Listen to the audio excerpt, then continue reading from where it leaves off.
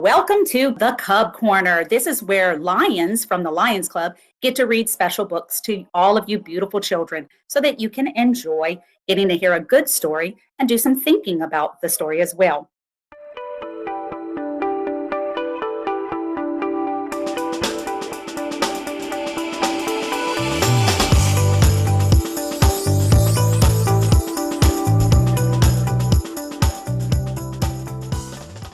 Good evening. I am Miss Moody, or you can call me Lion Loretta Moody, because I am an active member of the Gonzales Lions Club. Merry Christmas. I'm here to read you a beautiful Christmas story called The Velveteen Rabbit.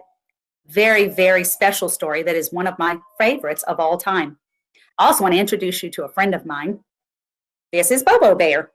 This will tie into the story. You're going to know why I'm presenting Bobo Bear to you, because this is my special stuffed animal for when I'm not feeling very well and I just need to snuggle. So what I'm going to do is I'm going to read you The Velveteen Rabbit, and I will share my screen so that you can read along with me. The Velveteen Rabbit, or How Toys Become Real, is a book by Marjorie Williams, and the illustrations are by William Nicholson. And this is from the Doubleday and Company Incorporated. My name is Lion Loretta Moody. There once was a Velveteen Rabbit, and in the beginning, he was really splendid. He was fat and bunchy, as a rabbit should be. His coat was spotted brown and white. He had real thread whiskers, and his ears were lined with pink sateen. On Christmas morning, when he sat wedged in the top of the boy's stocking, with a sprig of holly between his paws, the effect was charming. There were other things in the stocking, nuts and oranges and a toy engine, and chocolate almonds and a clockwork mouse. But the rabbit was quite the best of all. For at least 2 hours, the boy loved him, and then aunts and uncles came to dinner. And there was a great rustling of tissue paper and unwrapping of parcels. And in excitement of looking at all the new presents, the Velveteen Rabbit was forgotten. Do you see him sticking out of the stocking there? For a long time, he lived in the toy cupboard or on the nursery floor, and no one thought very much about him. He was naturally shy, and being only made of velveteen, some of the more expensive toys quite snubbed him. The mechanical toys were very superior and looked down upon everyone else. They were full of modern ideas and pretended to be real. The model boat, who had lived through 2 seasons and lost most of his paint, caught the tone from them and never missed an opportunity of referring to his rigging in technical terms. The rabbit could not claim to be model of anything, for he didn't know that real rabbits existed. He thought they were all stuffed with sawdust like himself, and he understood that sawdust was quite out of date and should never be mentioned in modern circles. Even Timothy, the jointed wooden lion, who was made by the disabled soldiers and thought and should have had broader views, put on airs and pretended he was connected with government. Between them, all the poor little rabbit was made to feel himself very insignificant and commonplace, and the only person who was kind to him at all was the skin horse. The skin horse had lived longer in the nursery than any of the others. He was so old that his brown coat was bald in patches and showed the seams underneath, and most of the hairs in his tail had been pulled out to string bead necklaces. He was wise, for he had seen a long succession of mechanical toys arrive to boast and swagger, and by break their mainsprings and pass away. And he knew that they were only toys and would never turn into anything else, for nursery magic is very strange and wonderful, and only those playthings that are old and wise and experienced, like the skin horse, understand all about it. "What is real?" asked the rabbit one day when they were lying side by side near the nursery fender, before Nana came to tidy the room. "Does it mean having things that buzz inside you and a stick-out handle?" "Real isn't how you are made," said the skin horse. "It's a thing that happens to you. When a child loves you for a long, long time, not just to play with, but really loves you, then you become real." "Does it hurt?" asked the rabbit. "Sometimes," said the skin horse, for he was always truthful. "When you are real, you don't mind being hurt." "Does it happen all at once, like being wound up?" he asked, "or bit by bit?" "It does not happen all at once," said the skin horse. "You become. It takes a long time. That's why it doesn't happen often to people who break easily, or have sharp edges, or who have to be carefully kept. Generally, by the time you are real, most of your hair has been loved off, and your eyes drop out, and you get loose in the joints and very shabby. But these things don't matter at all, because once you are real, you can't be ugly, except to people who don't understand." "I suppose you are real?" said the rabbit, and then he wished he had not said it, for he thought the skin horse might be sensitive. But the skin horse only smiled. See the skin horse on the right, and on the left you can see the rabbit and other toys. The boy's uncle made me real, he said. That was a great many years ago, but once you are real, you can't become unreal again. It lasts for always. The rabbit sighed. He thought it would be a long time before this magic called real happened to him. He longed to become real, to know what it felt like, and yet the idea of growing shabby and losing his eyes and whiskers was rather sad. He wished that he could become it without these uncomfortable things happening to him. There was a person called Nana who ruled the nursery. Sometimes she took no notice of the playthings lying about, and sometimes for no reason whatever, she went swooping about like a great wind and hustled them away in cupboards. She called this tidying up, and the playthings all hated it, especially the tiny ones. Rabbit didn't mind it so much, for wherever he was thrown, he came down soft. One evening when the boy was going to bed, he couldn't find the china dog that always slept with him. Nana was in a hurry, and it was too much trouble to hunt for china dogs at bedtime. So she simply looked about her, and seeing that the toy cupboard door stood open, she made a swoop. Here, she said, take your old bunny. He'll do to sleep with you. And she dragged the rabbit out by one ear and put him into the boy's arms. That night, and for many nights after, the Velveteen rabbit slept in the boy's bed. At first, he found it rather uncomfortable, for the boy hugged him very tight and sometimes rolled over on him. And sometimes he pushed him so far under the pillow that the rabbit could scarcely breathe. And he missed, too, those long moonlight hours in the nursery when all the house was silent and his talks with the skin horse. But very soon he grew to like it, for the boy used to talk to him and made nice tunnels for him under the bedclothes that he said were like the burrows the real rabbits lived in. And they had splendid games together in whispers when Nana had gone away to her supper and left the nightlight burning on the mantelpiece. And when the boy dropped off to sleep, the rabbit would snuggle down close under his little warm chin and dream, with the boy's hands clasped close around him all night long. And so time went on, and the little rabbit was very happy, so happy that he never noticed how his beautiful velveteen fur was getting shabbier and shabbier, and his tail becoming unsewn, and all the pink rubbed off his nose where the boy had kissed him. Spring came, and they had long days in the garden, for wherever the boy went, the rabbit went too. He had rides in the wheelbarrow and picnics on the grass and lovely fairy huts built for him under the raspberry canes behind the flower border. And once, when the boy was called away suddenly to go out to tea, the rabbit was left out on the lawn until long after dusk. And Nana had to come and look for him with a candle because the boy couldn't go to sleep unless he was there. He was wet through with dew and quite earthy from diving into the burrows the boy had made for him in the flower bed. And Nana grumbled as she rubbed him off with the corner of her apron. This is springtime. You must have your old bunny, she said. Fancy all that fuss for a toy. The boy sat up in bed and stretched his hands. Give me my bunny, he said. You mustn't say that. He isn't a toy. He's real. When the little rabbit heard this, oh, he was happy, for he knew what the skin horse had said was true at last. The nursery magic had happened to him, and he was a toy no longer. He was real. The boy himself had said it. That night, he was almost too happy to sleep, and so much love stirred in his little sawdust heart that it almost burst. And into his boot-button eyes that had long ago lost their polish, there came a look of wisdom and beauty, so that even Nana noticed it the next morning when she picked him up and said, I do declare if that old bunny hasn't got quite a knowing expression. That was a wonderful summer. Oh, near the house where they lived was a wood, and in the long June evenings, the boy liked to go after tea to play. He took the Velveteen rabbit with him, and before he wandered off to pick flowers or play at brigands among trees, he always made the rabbit a little nest somewhere among the bracken, where he would be quite cozy, for he was kind-hearted. He was a kind-hearted little boy, and he liked Bunny to be comfortable. One evening, while the rabbit was lying there alone, watching the ants that ran to and fro between his velvet paws in the grass, he saw two strange beings creep out of the tall bracken near him. Oh, I wonder what those two beings are. Let's see.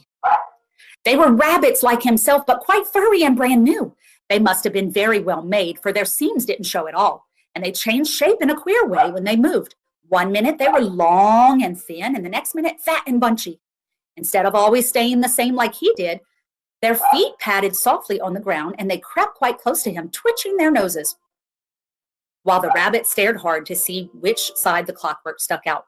For he knew that people who jump generally have something to wind them up, but he couldn't see it. They were evidently a new kind of rabbit altogether. Do you see the rabbits on the right? They look quite different than the Velveteen rabbit on the left. I wonder why. They stared at him, and the little rabbit stared back, and all their time their noses twitched. Twitch your nose.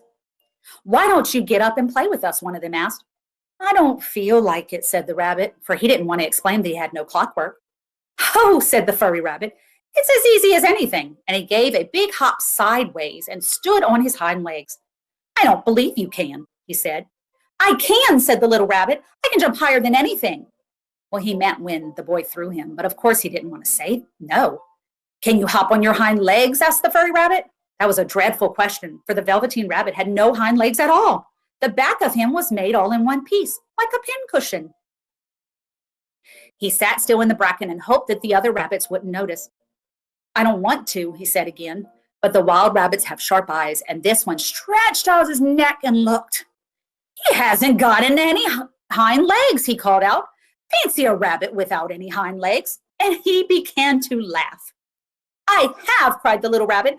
I have got hind legs. I'm sitting on them. Then stretch them out and show me like this, said the wild rabbit, and he began to whirl around and dance till the little rabbit got quite dizzy. I don't like dancing, he said. I'd rather sit still. But all the while he was longing to dance, for a funny new tickly feeling ran through him, and he felt he would give anything in the world to be able to jump about like these rabbits did. The strange rabbit stopped dancing and came quite close. He came so close this time that his long whiskers brushed the Velveteen rabbit's ear, and then he wrinkled his nose suddenly and flattened his ears and jumped backwards. He doesn't smell right, he exclaimed. He isn't a rabbit at all. He isn't real. I am real, said the little rabbit. I am real. The boy said so, and he nearly began to cry. Just then there was a sound of footsteps, and Boy ran past near them, and with a stomp of the feet and a flash of white tails, the two strange rabbits disappeared. Come back and play with me, called the little rabbit. Oh, do come back. I know I am real. There was no answer. Only the little ants ran to and fro, and the bracken swayed gently where the two strangers had passed. The Velveteen rabbit was all alone. Oh dear, he thought. Why did they run away like that? Why couldn't they stop and talk to me? For a long time he lay very still, watching the bracken, and hoping that they would come back. But they never returned, and presently the sun sank lower, and the little white moths fluttered out, and the boy came and carried him home. Weeks passed, and the little rabbit grew old and shabby. But the boy loved him just as much. He loved him so hard that he loved all his whiskers off, and the pink lining to his ears turned gray, and his brown spots faded, began to lose his shape, and he scarcely looked like a rabbit anymore, except to the boy. To him he was always beautiful, and that was all that the little rabbit cared about. He didn't mind how he looked to other people, because the nursery magic had made him real, and when you are real, shabbiness doesn't matter. And then one day, the boy became ill. He was ill. His face grew very flushed, and he talked in his sleep, and his little body was so hot that it burned the rabbit when he held him close. Strange people came and went in the nursery, and a light burned all night, and through it all, the little Velveteen rabbit lay there, hidden from sight under the bedclothes. He never stirred, for he was afraid that if they found him, one might take him away, and he knew that the boy needed him. It was a long, weary time, for the boy was too ill to play, and the little rabbit found it rather dull with nothing to do all day. But he snuggled down patiently and looked forward to the time when the boy should be well again, and they would go out in the garden amongst the flowers and the butterflies and play splendid games in the raspberry thicket like they used to. All sorts of delightful things he planned, and while the boy lay half asleep, he crept up close to the pillow and whispered them in his ear. And presently the fever turned, and the boy got better. Yay! He was able to sit up in bed and look at picture books, while the little rabbit cuddled close at his side, and one day they let him get up and dress. It was a bright sunny morning, and the windows stood wide open. They had carried the boy out into the balcony, wrapped him in a shawl, and the little rabbit lay tangled up among the bedclothes thinking. The boy was going to the seaside tomorrow. Everything was arranged, and now it only remained to carry out the doctor's orders. They talked about it all while the little rabbit lay under the bedclothes, with just his head peeping out, and listened. The room was to be disinfected, and all the books and toys that the boy had played with in bed must be burnt. Hurrah, thought the little rabbit. Tomorrow we shall go to the seaside, for the boy had often talked of the seaside, and he wanted very much to see the big waves coming in and the tiny crabs in the sandcastles. Just then Nana caught sight of him. How about this, old bunny, she said. That, said the doctor. Why, it's a mass of scarlet fever germs. Burn it at once. What? Nonsense. Get him a new one. He mustn't have it anymore. So he is very anxious now. He's worried and stressed. And so the little rabbit was put into a sack with the old picture books and a lot of rubbish and carried out to the end of the garden behind the fowl house. That was a fine place to make a bonfire, only the gardener was too busy just then to attend to it. He had the potatoes to dig and the green peas to gather, but next morning he promised to come quite early and burn the whole lot. That night the boy slept in a different bedroom, and he had a new bunny to sleep with him. It was a splendid bunny, all white and plush with real glass eyes, but the boy was too excited to care very much about it, for tomorrow he was going to the seaside, and that in itself was such a wonderful thing that he could think of nothing else. And while the boy was asleep, dreaming of the seaside, the little rabbit lay among the old picture books in the corner behind the fowl house, and he felt very lonely. The sack had been left untied, and so by wriggling a bit, he was able to get his head through the opening and look out. He was shivering a little, for he had always been used to sleeping in a proper bed, and by this time his coat had worn so thin and threadbare from hugging that it was no longer any protection to him. Nearby he could see the thicket of raspberry canes, growing tall and close like a tropical jungle, in whose shadow he had played with the boy on bygone mornings. He thought of those long sunlit hours in the garden, how happy they were, and a great sadness came over him. He seemed to see them all pass before him, each more beautiful than the other. The fairy huts in the flower bed, the quiet evenings in the wood, when he lay in the bracken and the little ants ran over his paws, the wonderful day when he first knew that he was real. He thought of the skin horse, so wise and gentle, and all that he had told him. Of what use was it to be loved and lose one's beauty and become real if it all ended like this? And a tear, a real tear, trickled down his little shabby velvet nose and fell on the ground. And then a strange thing happened. For where the tear had fallen, a flower grew out of the ground, a mysterious flower, not at all like any that grew in the garden. It had slender green leaves, the color of emeralds, and in the center of the leaves, a blossom like a golden cup. It was so beautiful that the little rabbit forgot to cry and just lay there watching it. Presently, the blossom opened, and out of it there stepped a fairy. She was quite the loveliest fairy in the whole world. Her dress was of pearl and dewdrops, and there were flowers around her neck and her hair, and her face was like the most perfect flower of all. And she came close to the little rabbit and gathered it up in her arms and kissed him on his velveteen nose that was all damp from crying. "Little rabbit," she said, "don't you know who I am?" The rabbit looked up at her, and it seemed to him that he had seen her face before, but he couldn't think of where. "I am the nursery magic fairy," she said. "I take care of all the playthings that the children have loved. When they are old and worn out and the children don't need them anymore, then I come and take them away with me and turn them into real." "Wasn't I real before?" asked the little rabbit. "You were real to the boy," the fairy said, "because he loved you. Now you shall be real to everyone." See the fairy flower? And she held the little rabbit close in her arms and flew with him into the wood. It was light now, for the moon had risen. All the forest was beautiful, and the fronds of the bracken shone like frosted silver. In the open glade between the tree trunks, the wild rabbits danced with their shadows on the velvet grass. But when they saw the fairy, they all stopped dancing and stood round in a ring to stare at her. "I've brought you a new playfellow," the fairy said. "You must be very kind to him and teach him all he needs to know in Rabbitland, for he is going to live with you forever and ever." And she kissed the little rabbit again and put him down on the grass. "Run and play, little rabbit," she said. But the little rabbit sat quite still for a moment and never moved, for when he saw the wild rabbits dancing around him, he suddenly remembered about his hind legs. He didn't want them to see that he was all made in one piece. He did not know that when the fairy kissed him last night, she had changed him altogether, and he might have sat there for a long time, too shy to move, if just then something hadn't tickled his nose, and before he thought what he was doing, he lifted his hind toe to scratch it, and he found that he actually had hind legs.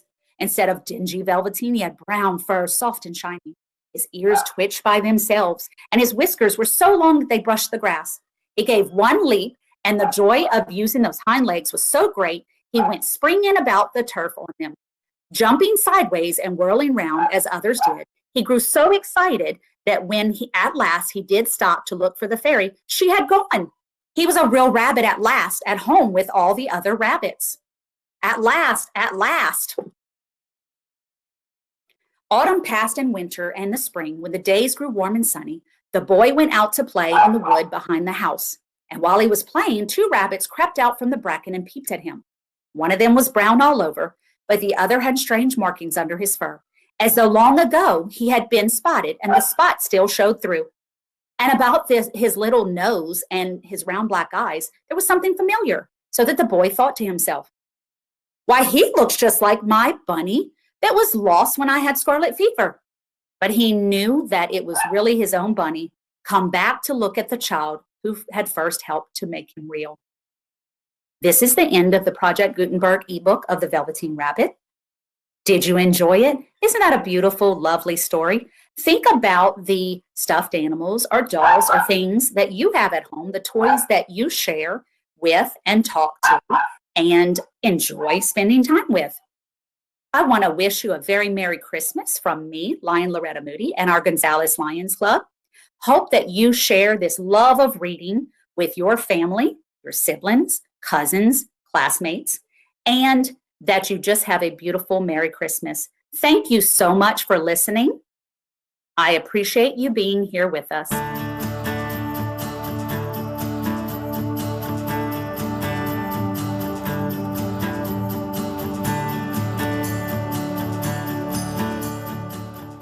Okay, so if you heard my doggies in the background, please forgive them. They're missing me in the other room. Bye-bye.